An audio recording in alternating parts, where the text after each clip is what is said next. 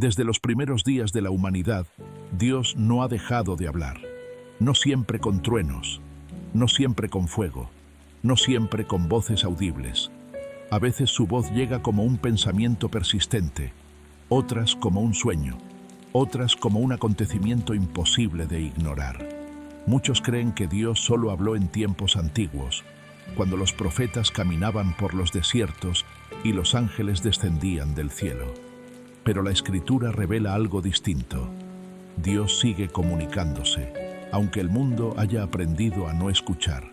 Hay momentos en la vida en que el corazón comienza a inquietarse sin razón aparente. No es ansiedad común, no es simple preocupación. Es una sensación profunda de que algo está siendo señalado desde lo alto, como si una mano invisible tocara el alma y la despertara. Así comienza la primera señal. No es miedo, no es estrés. Es un peso silencioso que aparece cuando una persona está caminando en una dirección equivocada o cuando se aproxima a un cambio que no quiere aceptar. La Biblia narra que Jonás sintió esta inquietud cuando Dios le ordenó ir a Nínive. Huyó, pero la inquietud lo persiguió hasta el mar. El barco se sacudió, el cielo se oscureció, la tormenta se levantó. No era casualidad, era un llamado ignorado. Cuando Dios intenta hablar, el alma pierde la paz que tenía antes. Algo dentro comienza a decir que no todo está bien, que hay una decisión pendiente, que hay una verdad que no se quiere enfrentar. Esa inquietud no destruye, advierte, no condena, despierta. Es la voz de Dios tocando la conciencia. En la Biblia, Dios habló muchas veces por sueños. A José le mostró su destino cuando era joven. A Faraón le mostró el futuro de Egipto. A Daniel le reveló reinos que aún no existían. A José, el esposo de María, le habló mientras dormía para salvar al niño Jesús. No todos los sueños vienen de Dios, pero hay algunos que no se olvidan. Permanecen grabados como si llevaran un mensaje oculto. No son caóticos, son claros, a veces simbólicos, a veces directos. Un sueño de advertencia, un sueño de corrección, un sueño de consuelo. Cuando un sueño vuelve una y otra vez a la memoria, cuando se siente diferente al resto, cuando deja una marca emocional profunda, no es producto del azar. Es una señal de que el cielo ha tocado la mente mientras el cuerpo dormía. Porque cuando la voz humana se apaga, la voz divina puede hablar. A lo largo de la historia bíblica, Dios utilizó personas comunes para transmitir mensajes extraordinarios. Un profeta para un rey, un pastor para una nación, una mujer para un general, un niño para un sacerdote. En la vida cotidiana ocurre lo mismo. Alguien aparece en el momento preciso. Dice una frase que parece escrita para tu situación.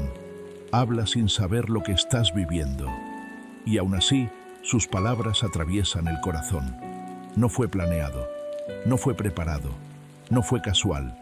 Dios usa bocas humanas para enviar mensajes celestiales. A veces en una conversación, a veces en una predicación, a veces en una frase sencilla. La señal no es la persona. La señal es el contenido que toca tu espíritu. En la Escritura, Dios cerró caminos para redirigir destinos. Cerró el Mar Rojo antes de abrirlo. Cerró el camino de Balaam con un ángel invisible. Cerró los planes de Pablo para llevarlo a Macedonia. Cuando algo no avanza, cuando se repite el bloqueo, cuando el mismo obstáculo vuelve una y otra vez, no siempre es fracaso. A veces es protección. El cierre no es castigo, es corrección, es dirección. Dios no empuja con violencia, detiene con sabiduría. Cuando una puerta se cierra sin explicación, es porque otra está siendo preparada. Hasta aquí, 4 señales han sido reveladas. La inquietud interior, los sueños persistentes, las palabras inesperadas, las puertas cerradas. Pero aún quedan 3 señales más profundas. 3 formas en que Dios habla cuando el alma está lista para escuchar. Estas señales no vienen con ruido, vienen con peso espiritual. No se sienten en el cuerpo, se sienten en el interior. Son las señales que transforman destinos. Son las señales que separan el antes y el después. Y son las señales que muchos ignoran hasta que es demasiado tarde. Hay un momento en la vida en que las señales dejan de ser suaves y comienzan a volverse claras. Dios no grita, pero insiste. No irrumpe con violencia, pero se repite.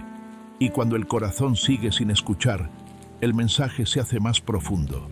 Las primeras señales despiertan la conciencia. Las siguientes transforman el rumbo. La Biblia es un libro antiguo, pero cuando Dios habla, se vuelve un mensaje vivo. Hay momentos en que una persona abre las Escrituras sin buscar nada específico, y un versículo resalta como si hubiera sido escrito para ese instante. No es lectura común, no es comprensión intelectual, es impacto espiritual. La palabra parece saltar de la página, la mente se detiene, el corazón se agita. Eso ocurrió con Samuel cuando escuchó su nombre en la noche, y ocurrió con los discípulos cuando Jesús les abrió las Escrituras en el camino a Emaús y sus corazones ardían mientras él hablaba. Cuando un pasaje toca una herida interior, revela un error o trae consuelo profundo, no es coincidencia. Es Dios usando su propia palabra para hablar sin intermediarios. La Escritura no cambia. Quien cambia es quien la escucha. No es una voz externa. Es una convicción profunda, un pensamiento que regresa, un deseo que no se apaga. Moisés sintió este llamado cuando vio al pueblo sufrir en Egipto. David lo sintió cuando fue ungido en secreto. Jeremías lo sintió aun cuando quiso callar. Dijo que la palabra ardía en sus huesos como fuego encerrado. Ese fuego interior no permite huir, no deja olvidar, no se conforma con la comodidad. Cuando Dios llama, la persona puede resistirse, pero no puede permanecer igual. La vida comienza a incomodarse, el descanso se vuelve inquieto, el alma se siente empujada hacia algo que aún no entiende. Ese llamado no siempre es para predicar, a veces es para cambiar de camino, para perdonar, para volver, para obedecer. No todos escuchan ese fuego, pero quienes lo sienten saben que no es suyo. Cuando Dios finalmente logra ser escuchado, ocurre algo extraño. La tormenta interior se detiene, aunque el problema siga, aunque el futuro sea incierto, aunque la respuesta no sea clara. Llega una paz que no depende de circunstancias. Esa paz acompañó a Daniel en el foso de los leones, a Pablo en la cárcel, a Jesús en Getsemaní. No es tranquilidad humana, es confirmación divina. Cuando una decisión difícil trae paz en lugar de miedo, cuando el alma descansa aún sin comprender, es señal de que la dirección es correcta. Dios no solo habla con palabras, habla con reposo. Desde Génesis hasta Apocalipsis, el patrón es el mismo. Dios advierte, Dios llama, Dios insiste, Dios confirma. Primero toca la conciencia, luego mueve las circunstancias, después enciende la palabra. Finalmente, da paz. No es caos, es orden espiritual. Así habló a Abraham, así habló a José, así habló a Moisés, así habló a los profetas, así habla hoy. El problema no es que Dios no hable, el problema es que el ruido del mundo ahoga su voz. La Biblia también muestra lo que ocurre cuando la voz de Dios es ignorada. Saúl escuchó advertencias, pero desobedeció. El pueblo escuchó profetas, pero endureció su corazón. Jerusalén escuchó a Cristo, pero lo rechazó, y el silencio vino después. Cuando la voz de Dios se ignora muchas veces, llega un punto en que ya no se percibe, no porque Dios se haya ido, sino porque el corazón se cerró. Por eso las señales son misericordia, no amenaza, no castigo, son una oportunidad. Hasta ahora, las 7 señales han sido reveladas: la inquietud interior, los sueños persistentes, las palabras inesperadas por medio de otros, las puertas que se cierran, la palabra viva en la Escritura, el fuego del llamado interior, la paz que no se explica. Pero aún queda algo más profundo que entender: el propósito de estas señales.